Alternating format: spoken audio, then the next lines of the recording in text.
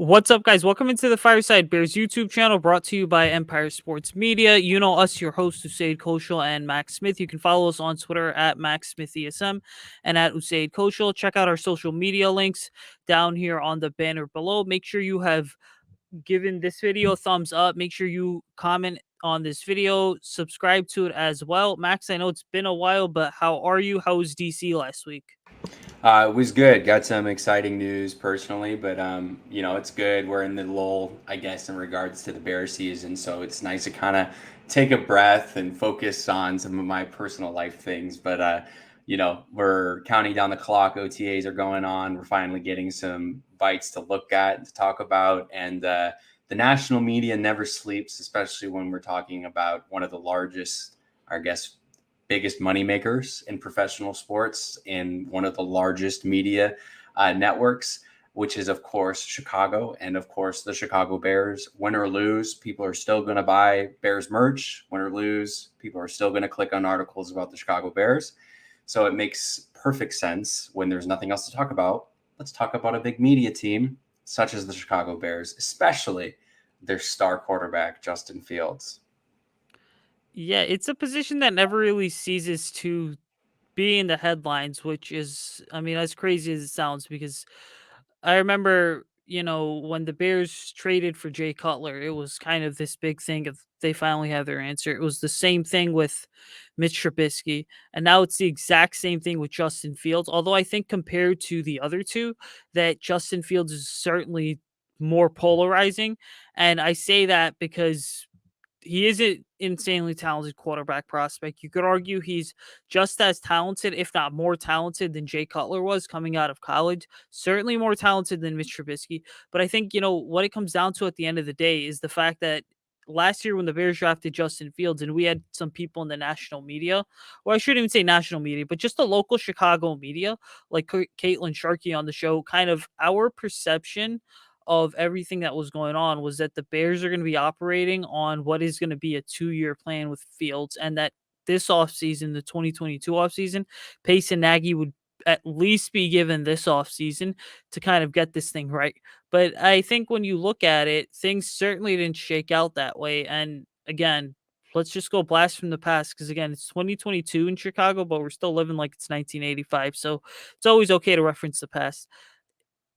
It would have been interesting to see how this offseason would have played out had the Bears kept Pace and Nagy around. I think that that is a statement that's not very contradictory. It's one of those statements where ultimately you do continue to wonder. Maybe there would have been a bigger emphasis on overhauling the wide receiver room. Maybe there would have been a major emphasis on grabbing another impact player for the secondary, for example, or possibly even Ryan Pace trying to make that jump up into the late first round towards the end, trading with a team like the Chiefs. But I think the overarching point that needs to be made here, and you mentioned the media, is just the fact that there's an article written by Football Outsiders, Mike Tanier, and we're going to get into that today heavily. Where, again, I didn't read the entire article, but I got the gist of it. Is that the crux of this argument comes down to the fact that you have some people who say the Bears have not done enough to help Fields, and then you have some people who say, well, they did a bit more, but they could have done better. And then you have some people who say, well, the Bears' current core of playmakers, Mooney, Byron St. Pringle, Cole Kmet, David Montgomery, Khalil Herbert, is totally fine. But I think, I'm right there if I had to pick a side. I'm right there in the second argument is that they did some, but you could argue it wasn't enough because they could have done more. Yeah, I completely agree. You know, it's totally justified for fans to be upset and feel that Justin was neglected when I even said multiple times on this show that if the Bears go defense twice in the second round, there should be legitimate conversations if whether or not Eberflus and Poles trust Justin Fields. That is totally valid. What kind of a message does that show to your fan base who's been crying for a wide receiver one to come out of the second round when you had Sky Moore and George Pickens available, right? You could have taken some elite prospective talent at the wide receiver position, but you decided to fill holes, right? Rightfully so, at cornerback and safety. Totally. Those were needs on the roster. Those were bad picks by any means. But for any other team that isn't the Chicago Bears, right? Who desperately need day one plug and play wide receiver talent to honestly be wide receiver one. Like Darnell Mooney, as much as we all love him, is not a wide receiver one. I think that's something that we need to make very clear. The skill set just isn't there. We would never expect him to be a wide receiver one, and he wasn't drafted to be a wide receiver one. The expectation was he'd fill that two spot nicely, and Allen Robinson would continue to be our wide receiver one. Well, guess what? A-Rob's gone. We won't get into all that mess. But now Darnell Mooney is caught being wide receiver one on a roster where he simply shouldn't. And any team, he shouldn't. He's a good, if not, a great wide receiver too. So for media to come out, and in a well-written article, he makes his case incredibly well. It's very clear to say that Eberflus and Poles are sidestepping Justin Fields and are looking to potentially tanking next year to snag a quarterback in the first round.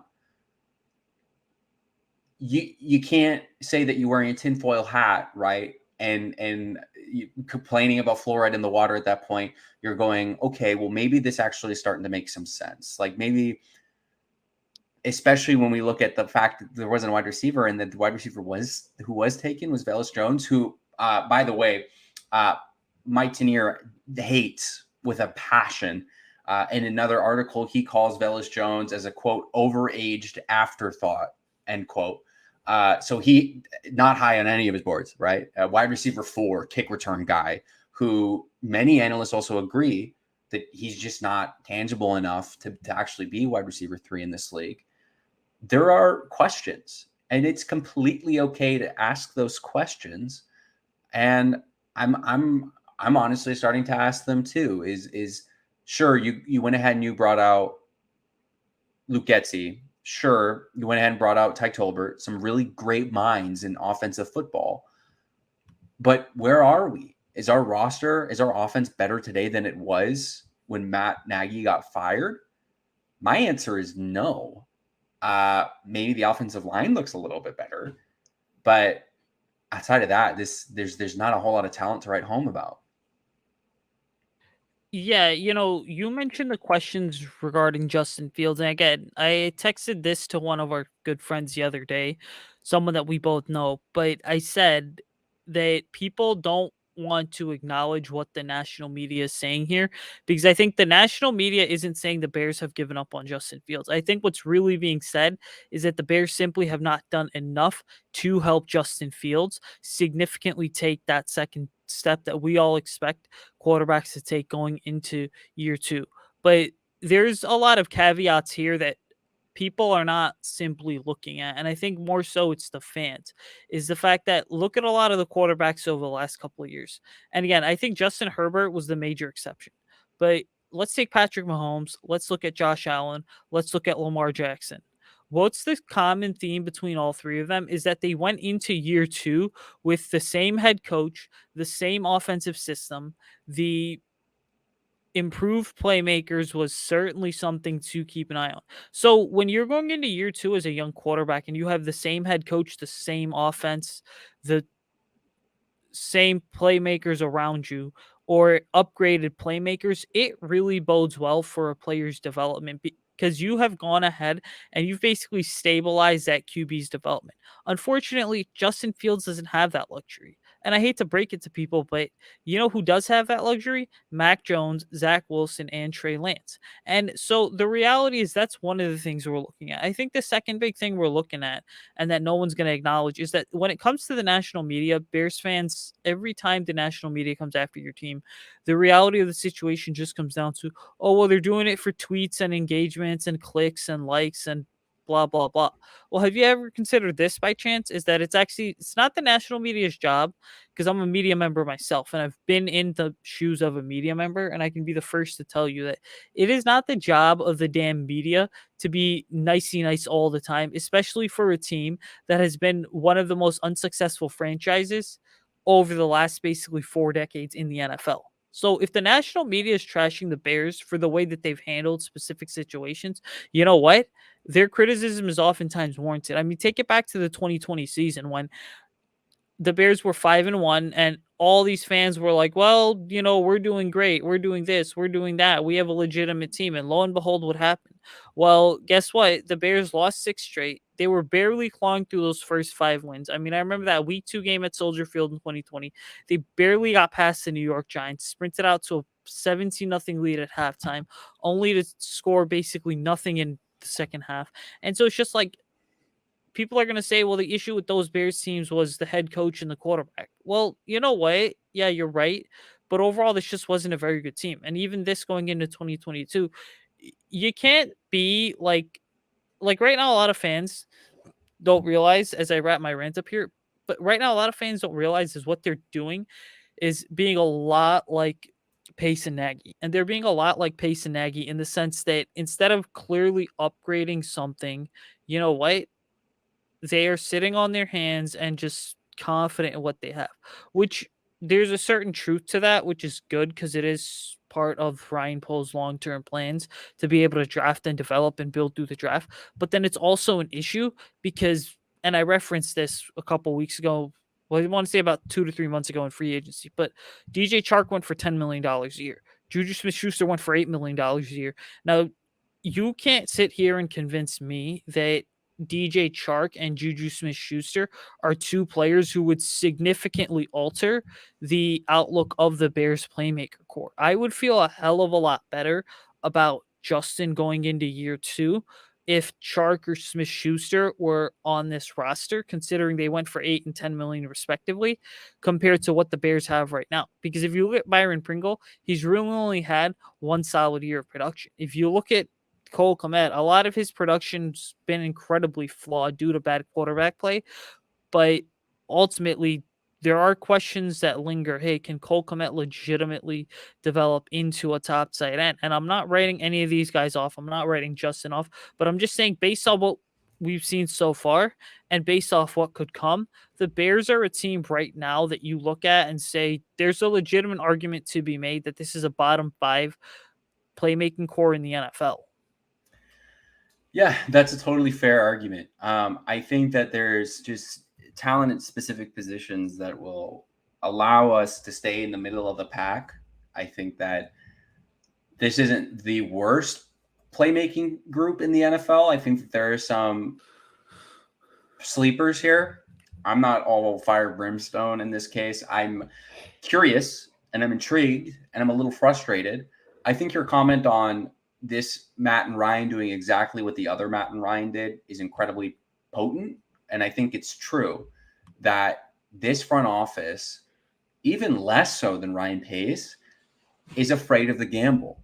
They're afraid for the big move, right? They're afraid to take that big fish. And granted, it's their first years respectively in each position. So it's a little hard to ask somebody to step into a role and a franchise that hasn't had the greatest track record, say for 1 year in the past, 6 or 7, to come out and make all of these big plays and all of these big moves and make all these trades. And it's not what happened, right? We got a bunch of draft picks, and what did they do? They drafted a ton of linemen and fixed the defense here and there, brought in 2 playmakers, and that's that.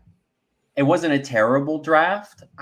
We've already said this. I think that this was the worst scenario for the Bears in the draft. It's certainly an interesting one that makes us raise eyebrows, but it's frustrating to see Matt and Ryan 2.0 following the same playbook as Matt and Ryan 1.0. And then it becomes the question of, we go back to the ownership. It's if this continues, right? If we have the same exact thing over and over and over again, then we have to look back at ownership and say, it's very clear this is where the issue is and something needs to change. It needs to change now. Not a comment on their character, but rather how the exact same things happen over and over and over again. But I'd love to talk about the wide receiver room as is right now, because this is the biggest area of contention, right? The running back room is set. I don't think there's anybody in the NFL that would say that the Bears have a bottom 5 running back room. David Montgomery and Khalil Herbert have shown flashes of excellence in his zone run scheme. Luke Getzey is installing zone run scheme. He brought in a bunch of linemen that excel in the zone run scheme. 0 cents. And Ebner's coming in. He's not really going to be as much of a down back, but great passing tool, right? I don't think anyone's going to look at this running back position and say, well, this is just garbage, right? Because it's not. It's pretty good. I'd say it's top 15 for sure. The wide receiver room, maybe bottom 5, maybe bottom 25, right? Like just awful. But why is the question? And here's one thing that I've noticed is the pattern within a majority of these guys is a lot of the people that were brought in, free agents, veteran free agents that were brought in, are guys who had promising starts to their careers and something happened where it fell through. These are guys who were wide receiver 3s, ton of upside their first few years, and then zero production over the past 2. And now they're fighting for a spot on this roster. Tajae Sharpe, fantastic, right? If you told me in 2018 or 19 that the Chicago Bears wide receiver room was going to be Tajae Sharpe and Dante Pettis, I'd say, wow, this is really cool. Awesome. I'm really happy with this. We have 2 young, really good developmental wide receiver prospects that have shown red zone threat ability, good route running ability, yards after the catch. These aren't 1,000 yards per season guys, but these are really solid wide receiver 3s that will make the secondary question over committing on a wide receiver 1. Well, we're talking about a completely different Tajae Sharpe and Dante Pettis here. We're talking about guys who had literally zero to little production over the past 2 years. But why? That's the question. Is Tajae Sharpe some injury issues? Okay, he played a full season last year with Atlanta, basically no production. Dante Pettis just was banished to the bottom of the roster back in San Francisco. I guess he said something to Shanahan. I don't know what happened. Nobody knows what happened, but kid was a 2nd-round draft pick, had a really good rookie season, and then disappeared off the face of the earth. Gets signed by the Giants last year, gets a touchdown, 87 yards on 10 catches. Tyke Tolbert calls him up, says, hey, I'm with the Bears now. You need a job. Why don't you come on over? Next thing he knows, he's in Chicago and House Hall signing a 1-year contract. So these guys will most likely make the roster just because of their veteran ability. And there's really not a lot of talent going around in the wide receiver room. But it's just an interesting note that Ryan Poles is bringing in. And these aren't like really old guys. These are like 26, 27-year-olds who had brilliant starts to their careers. And then some wrench got thrown in and he's giving them another shot.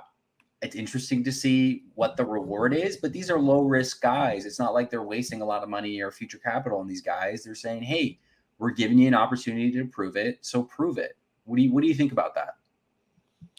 Yeah, I definitely agree. And something I want to reference real quick regarding the Justin Fields discussion is that at the end of the day, keeping this as clear cut and direct as possible, is that at the end of the day, Ryan Poles and Matt Eberflus did not pick Justin Fields. And so you have to acknowledge the fact that they are not tied to him in any way, shape, or form. Does it help the fact that he is an insanely talented quarterback whose ceiling is through the roof? Does that help Justin's case for keeping him around with Poles and Eberflus? Yes, because very few of the 10 teams that hired head coaches and GMs this offseason have a situation like the Bears do with Justin Fields. But the point I'm making more than anything is that Poles and Eberflus are not tied to Fields in any way because this is a business, and at the end of the day, they're not going to do what's best for an individual player. They're going to do what's best for the organization. Switching over to the wide receiver talk here, I mean, yeah, I would definitely agree. I think the big thing is that this team does have some playmakers. Like David Montgomery's a name I've constantly said this over the last couple of years, but he's been one you feel bad for because he's been cheated out of so much production. Okay. I want to say at least he should have about 2,000 yards from scrimmage each year, but he hasn't gotten that simply because of the porous offensive line in front of him and a broken offensive scheme. But when you look at the Bears additions this offseason, they scream to me 2 things. They scream number 1, play action. And number 2, the personnel packages are going to be the exact opposite of what you saw last year.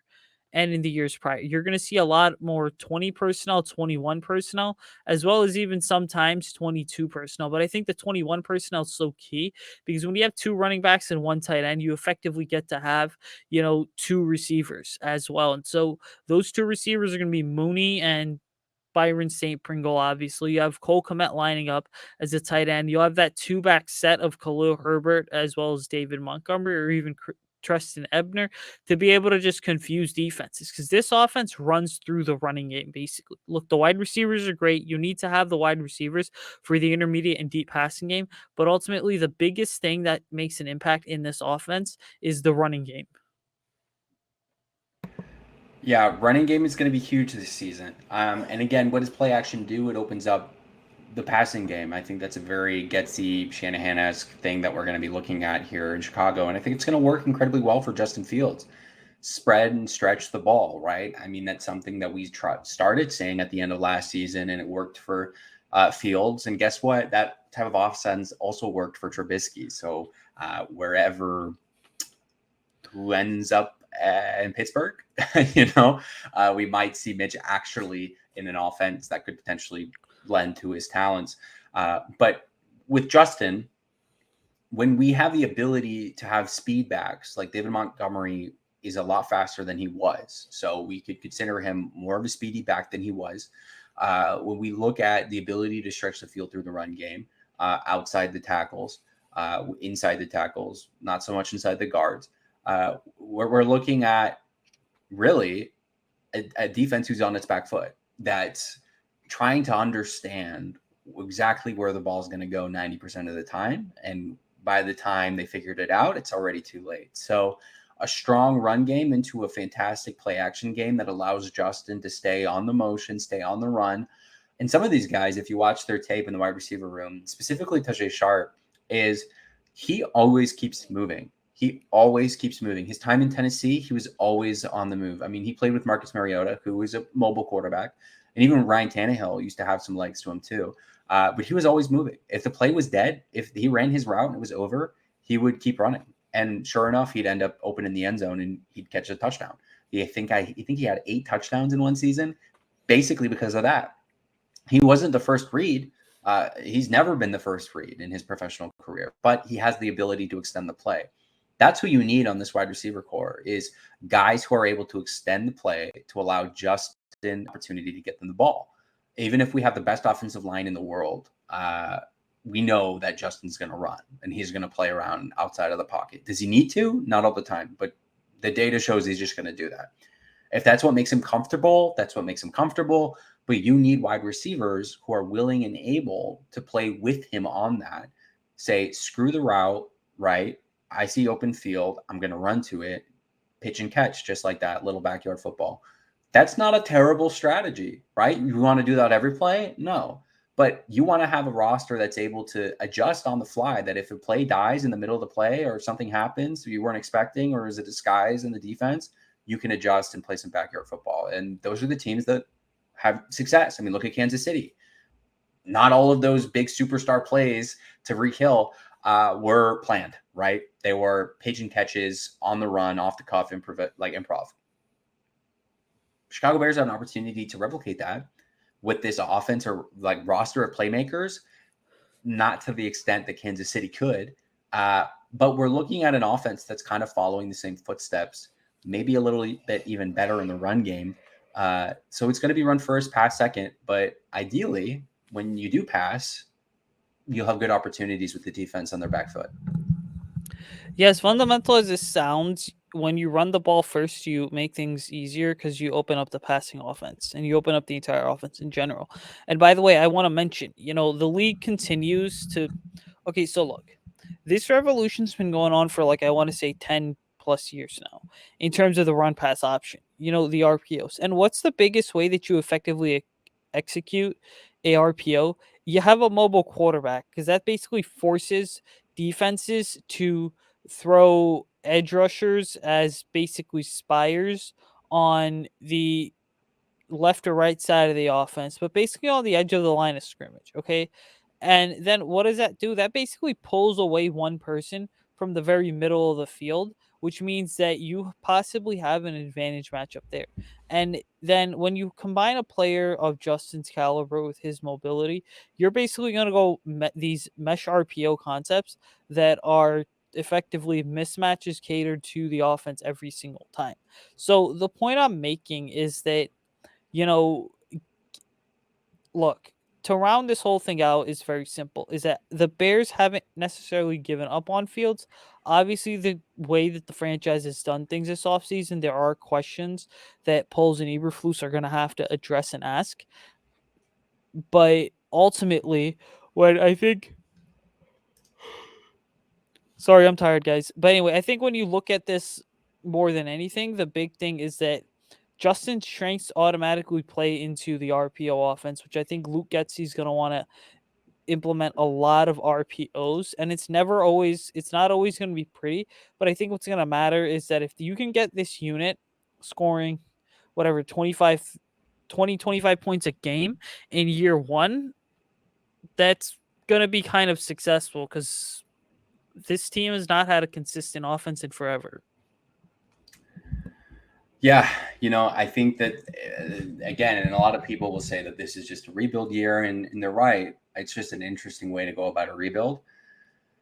We'll have to see what happens in regards to in production, offensively, defense. I mean, there's still a lot of question marks there as well, but it's kind of just been thrown aside. This is again another narrative this year is continuing from the past few years. Is we're just tired of really talking about defense in Chicago. We want to start talking about offense. And where is the offense in Chicago? The rest of the league is playing in 2022, high-powered vertical offenses. Chicago Bears still seem to be stuck in 1985 with focusing on defense. Absolutely. Anyways, we're going to get out of this thing, guys. Make sure that you are following myself and Max on Twitter at Usayd Show. I'm Max Smith ESM. If you like the video and you're here for the first time, make sure you like and subscribe to the channel. Drop a thumbs up on this video. You go ahead and comment as well. We're going to go ahead and respond to as many of your comments as we can. OTA phase 1 is finishing on Thursday, so we'll have an OTA wrap up for you guys, possibly Friday morning, I would say, or even Saturday. But until then, guys, bear down, and we will see you next time. Peace out.